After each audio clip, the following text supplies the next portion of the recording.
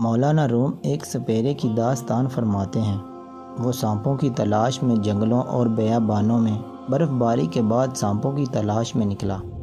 ایک جگہ اسے بہت بڑا مردہ اژدہا نظر آیا تو اس کے دل نے سوچا کہ اس کو کسی طرح شہر لے جاؤں اور اس پر ٹکٹ لگا دوں تو بہت پیسے کماؤں گا۔ تو پھر وہ بڑی مشکل اور تکلیف سے اس کو کھینچ کر شہر لے آیا۔ لوگوں نے جب سنا تو شہر کا شہر امڑ آیا۔ اژدہا جو اصل میں مردہ نہیں تھا، برف باری میں ٹھنڈ کی وجہ سے اس کا جسم سن ہو گیا تھا۔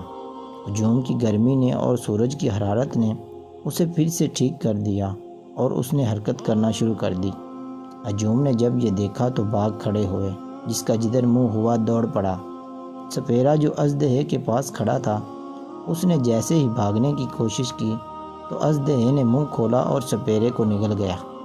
قریب ہی ایک بڑی عمارت میں بل کھا کر یوں زور لگایا کہ سپیرے کی ہڈیاں بھی سرما بن گئیں۔ مولانا روم یہ واقعہ سنا کے یوں فرماتے ہیں کہ ہمارا نفس بھی ایک اژدہے کی طرح ہے، اسے کبھی مردہ تصور نہیں کرنا چاہیے۔ وسائل نہ ہونے کی بنا پر یہ ٹھرا ہوا نظر آتا ہے۔ اللہ کریم کی اطاعت سے بغاوت اور دنیا پرستی وہ دو حرارتیں ہیں جو اسے متحرک کر دیتی ہیں۔ اس لیے استغفار کریں اور اللہ سے نفس کی قید سے بچنے کی دعا کریں۔ اس پیغام کو دوسروں تک پہنچائیے تاکہ اللہ کسی کی زندگی کو آپ کے ذریعے بدل دے۔